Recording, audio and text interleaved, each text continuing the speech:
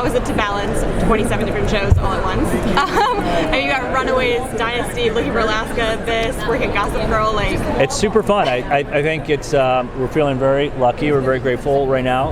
Obviously, you never know if everything's going to ever get made, and then sometimes it all happens at once. But especially in the case of Nancy Drew, we have fantastic producers, showrunner working on the show. Melinda is here, and Noga is here, and they're doing a great job, and that makes our lives much easier when you're working with fantastic writers and producers. You want to add to that?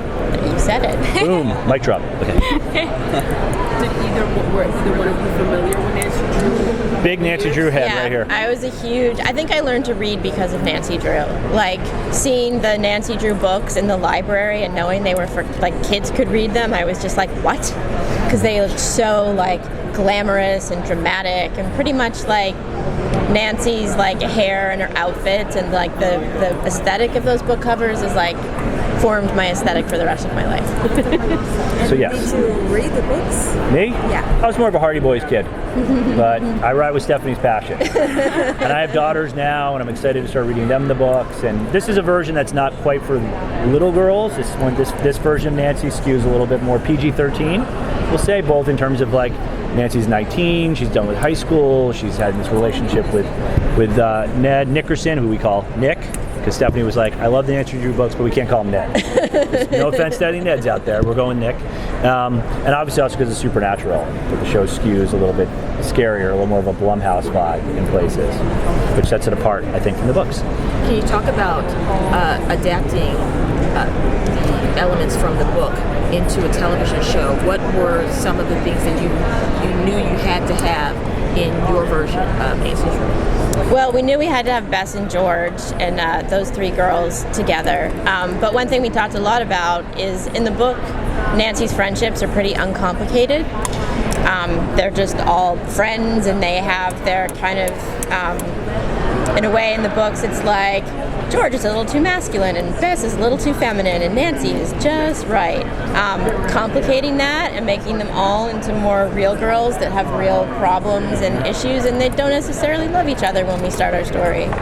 Also, Nancy's used to working alone, as this girl detective, and the idea of needing a team and forming that relationship both on the friend side of things but also on the sort of investigative side of things is part of her journey as well, is realizing that she does need these people to help her. And Nancy's relationship with her father, Carson Drew, was also really important to us in the books. That's just such a huge part of the wish fulfillment of the story, is that Nancy's father, they have such a close relationship, and that he really respects her and admires her.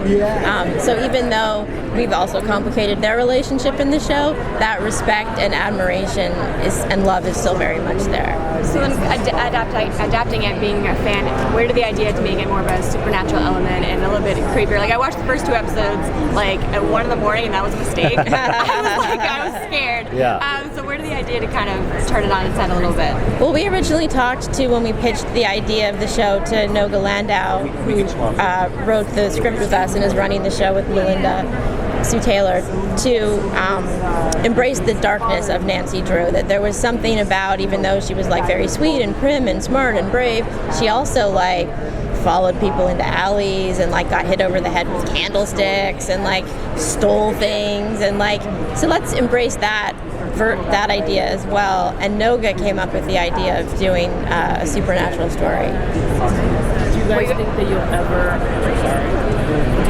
ever have like some Hardy Boys cameos?